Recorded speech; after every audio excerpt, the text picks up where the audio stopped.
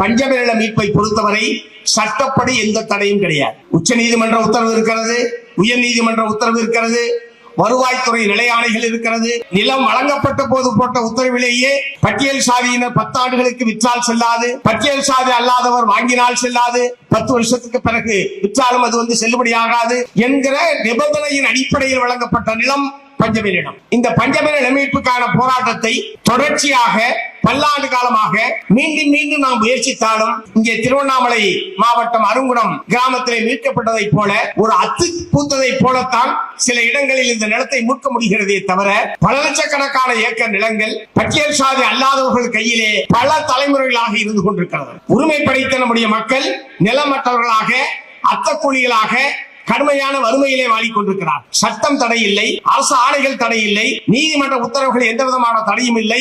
எது தடையாக இருக்கிறது?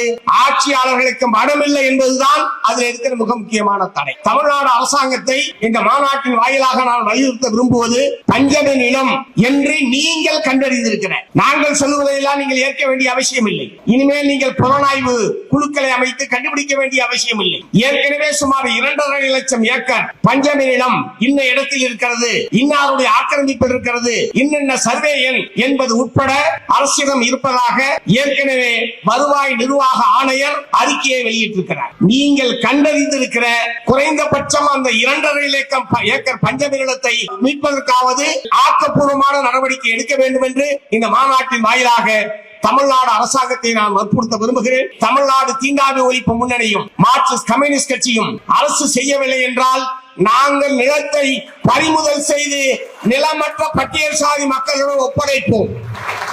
ஆகவே நாங்கள் பறிமுதல் செய்து ஒப்படைப்பதா அரசாங்கமே எடுத்துக் கொடுப்பதா என்பதை ஆட்சியாளர்கள் தான் முடிவு செய்ய வேண்டும். நீங்கள் செய்யவில்லை என்றால் நாங்கள் செய்வோம் என்பதை இந்த மாநாட்டின் வாயிலாக தமிழ்நாடு அரசுக்கு நான் சுட்டிக்காட்ட விரும்புகிறேன்.